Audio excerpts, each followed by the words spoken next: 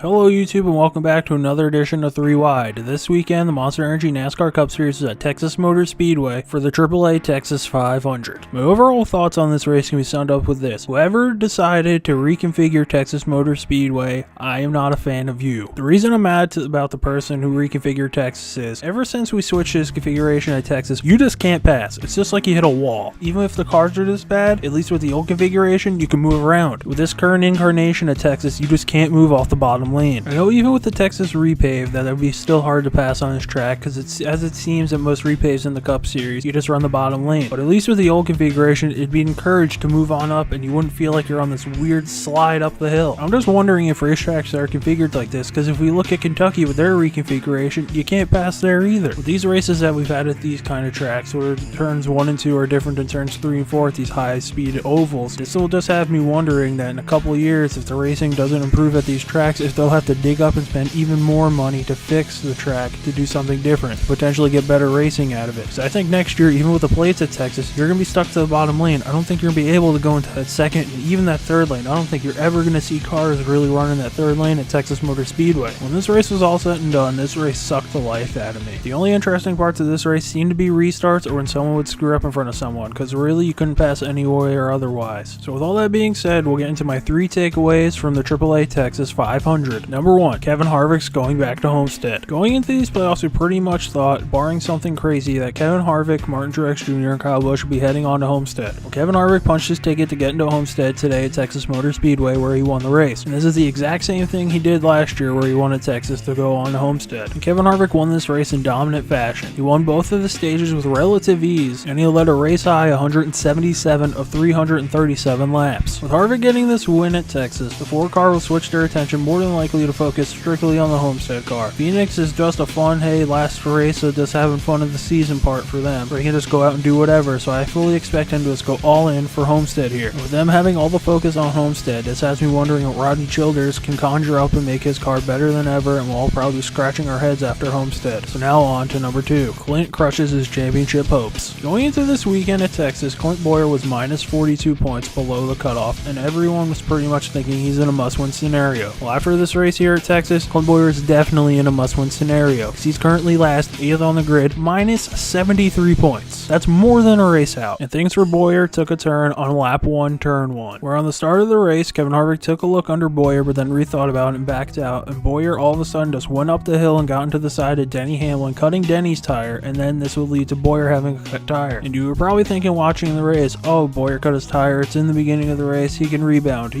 from this and maybe get back into it. Clint Bowyer was stuck a lap down, I think, for pretty much the entire race. And the only parts he wasn't a lap down for was when he was nursing the car around before pitting to change the tire. After the tire was changed, he was a lap down for the rest of the race. And Bowyer was pretty much stuck the laps down that he was because of just the bad luck he was having. His crew chief Mike Bugaravich tried everything to get Clint Bowyer back on the lead lap, and just everything was not going his way today at Texas. They were going to stay out during the competition caution, but damage wasn't fixed on Bowyer's car and he had to come back down, keeping him at least 2 laps down. They would then throughout this race try to stretch it on fuel, it wouldn't work, they would then go another lap down, and they would end up finishing 26th, 3 laps down. And I think the only hope for Bowyer going into Phoenix is that he got all of his bad luck out here at Texas and will have some Kevin Harvick magic at Phoenix. So now on to number 3, the top non-playoffers. Once the playoffs start in the Cup Series, we pretty much just focus on the 16, then the 12, then the 8, and then the 4 drivers throughout the race. We don't really focus on anyone else unless you're rooting for that driver. But today at Texas, the non-playoffers made it hard for them to not be recognized. Ryan Blaney got a 2nd place finish and he was battling for the win at the end of this race. Eric Jones finished 4th and was in the top 5, top 10 pretty much the entire day. Kyle Larson finished 5th and looks for a good effort for his team that he hasn't had in a while, and he was up in the top 10 for a good part of the 3rd stage. And then Austin Dillon finished 10th, which I think is probably like his best finish since Dover maybe. And with these guys who are no longer in the playoffs getting these good finishes, this takes away points from those guys who are still battling from the championships and creates this huge gap that we see in the points now, where the points look like this. Joey Logano and Kevin Harvick are locked in with their wins, they're 1 and 2. Kyle Busch is plus 28, Martin Truex Jr. is plus 25 in 4th, and then below the cut line, Kurt Busch is minus 25 in 6th, Chase Elliott is minus 39 in 7th, Eric Almirola is minus 57, and in last, like I've stated earlier, Clint Bowyer, who's minus 73. This just points out the fact that it's not just playoff points that create these huge gaps, it's when these guys who are no longer in this points battle show up and have good runs that makes even the bigger gaps look even bigger in the point standings at the end end of the year. Now we'll move on from Texas, putting that behind us, and look ahead to next week at ISM Raceway for the Can-Am 500 to get into my 3 things to look ahead to. Number 1, will Harvick go back-to-back? If you were forced to pick one track that Kevin Harvick would win in this round of the playoffs, I'm pretty sure 99% of people would say that this race at Phoenix he'd win. But just look at Harvick's stats at the track. Harvick's won at this track 9 times. He won both races in 2006, he won in 2012, 2013, both races in 2014, the first race in 2015, the first race in 2016, and he just won this past race in 2018, the first time we came to Phoenix. And dating all the way back to 2010, in all the races in the Cup Series that Harvick's competed in at Phoenix, he's only finished out of the top 10 3 times. With all Harvick's accomplishments heading into Phoenix this weekend, he's definitely, I think, the top guy to look out for heading into this race, and more than likely try to spoil the party from anyone else trying to punch their way into Homestead. And we'll see if Harvick can back up these stats this weekend at Phoenix. Now on to number 2, the new track layout. When Phoenix changed their name to ISM, they also put in this new renovation program to where they were going to move where the start-finish line was from the middle, which is now I guess the backstretch, all the way into essentially a little bit out of the exit of turn 2, which is now turn 4. Now I know going into this race that TV is going to be playing up that the new start-finish line placement is going to change how this race is, and it's going to make it more exciting and crazy. They'll probably pull like